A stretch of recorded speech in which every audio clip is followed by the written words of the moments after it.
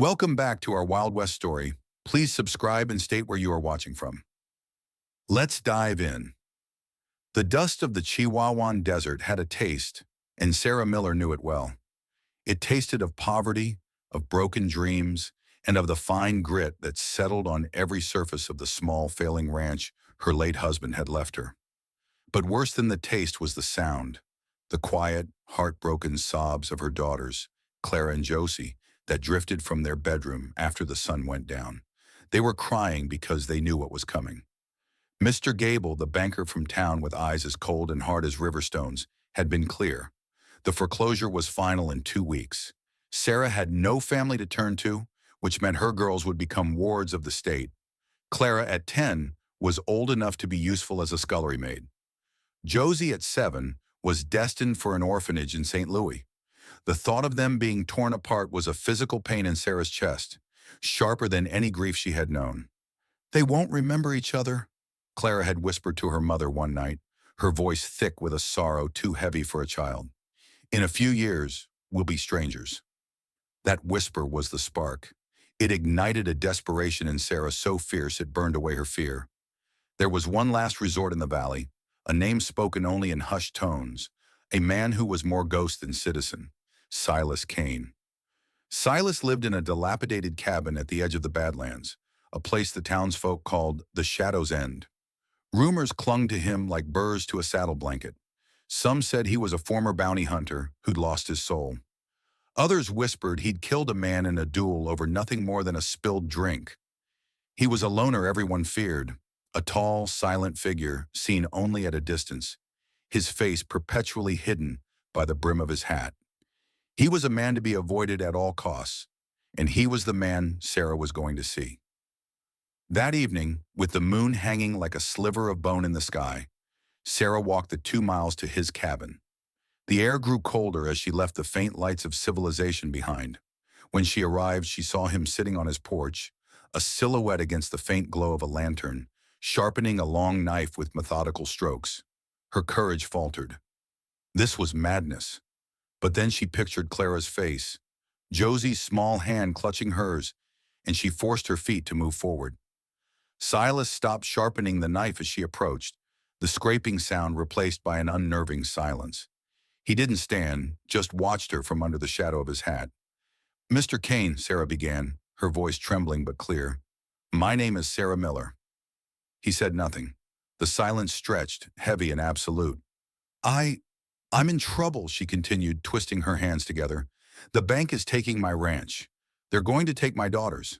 She saw his head tilt, a flicker of something that might have been interest. "I'm not here to ask for money. I know your reputation. I'm here to ask for work, for a chance. There are 4 wild Mustangs in my corral that my husband never broke. They're good stock, strong. If you can break them, I can sell them to the army.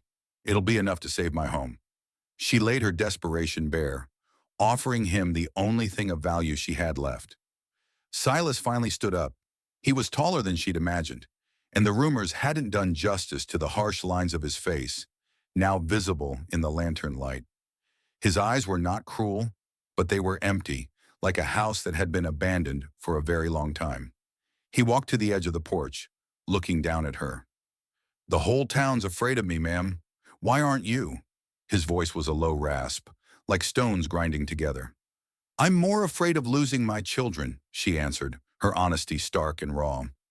He stared at her for a long moment, his gaze so intense it felt as though he were reading the pages of her life. Then he gave a single, sharp nod. "I'll come see the horses in the morning." True to his word, Silas arrived at dawn. He walked the perimeter of the ranch, his eyes missing nothing: the sagging fence, the dry well, the look of hopelessness in Sarah's eyes. He spent an hour in the corral with the Mustangs, not touching them, just watching, a silent communion of wild things. When he came out, he faced Sarah. "This isn't a charity job. I'll break the horses. I'll also fix your fence and dig you a new well. In return, I want one of the horses for myself and half the profits from the other 3. Sarah's heart leaped. It was more than she could have hoped for. "Yes," she breathed. "Of course." The work began. Silas was a whirlwind of quiet, focused energy. The sound of his hammer on fence posts became the new rhythm of the ranch. The townsfolk who passed by on the main road would stare, whispering about the widow who'd made a deal with the devil. Clara and Josie were terrified of him at first. They would watch him from the kitchen window, a silent, formidable giant taming their world. But Silas never tried to speak to them. He simply worked, and in his quiet way, he began to notice things. One afternoon, he saw the girls swing, a simple rope with a wooden plank, hanging broken from the old oak tree. The next morning, it was fixed, the rope replaced, the seat sanded smooth. Another day, Josie, the bolder of the two, left a wildflower on a fence post near where he was working. When she looked later, the flower was gone, and in its place sat a tiny, exquisitely carved wooden bluebird. The fear the girls felt slowly began to transform into a quiet curiosity. They started leaving him glasses of water. Clara, who loved to read, once left a book on the porch and later saw him turning the pages, his expression unreadable. He was no longer the monster from the stories. He was just Silas, the man who smelled of sawdust and leather, the man whose presence meant safety. The day before the foreclosure, Mr. Gable arrived with the sheriff, a smug look on his face. "A sad day, Mrs. Miller," he said, not bothering to hide his satisfaction. "But business is business.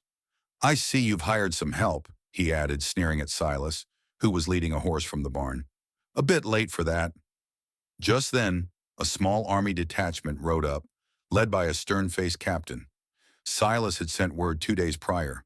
The captain inspected the 3 broken mustangs, animals that were now disciplined and powerful, responding to the slightest touch. The captain was impressed. "These are fine animals, Mr. Kane. The army will take them." He handed Silas a heavy pouch of coins. Silas walked over to Sarah and dropped the pouch into her hands. It was heavy with the weight of her future. He then turned to Mr. Gable. "She'll be paying off her debt now." In full, the banker's face turned a mottled shade of red, but he could do nothing. The ranch was saved. Later that evening, as the setting sun painted the sky in hues of orange and purple, Sarah found Silas by the corral, gently stroking the nose of the 4th horse, the one he had claimed for himself. "Why?" she asked softly. "You could have taken all the money. No one would have blamed you." Silas was quiet for a long time, his gaze fixed on the horizon. "I had a daughter once," he said, his voice so low she had to lean in to hear it. "Her name was Rose. She and her mother, they took a fever while I was away on a cattle drive. By the time I got back, it was too late." He finally turned to look at her, and for the first time, the emptiness in his eyes was filled with a profound, aching sorrow. "I couldn't fix what was broken in my life, but I saw you and your girls. No family should be broken apart. Not if a man can do something about it." From that day on, Silas Kane was no longer a shadow. He stayed on at the ranch, his quiet presence a source of strength and comfort. He taught Clara how to read a compass and Josie how to whittle. He fixed the roof, plowed a new field, and filled the lonely corners of their lives with a quiet kindness. The loner everyone had feared had not just saved a ranch. He had saved a family, and in doing so had finally found his own way back into the light. Thanks for watching. Please subscribe to our Wild West Story channel, share and like for more stories from us.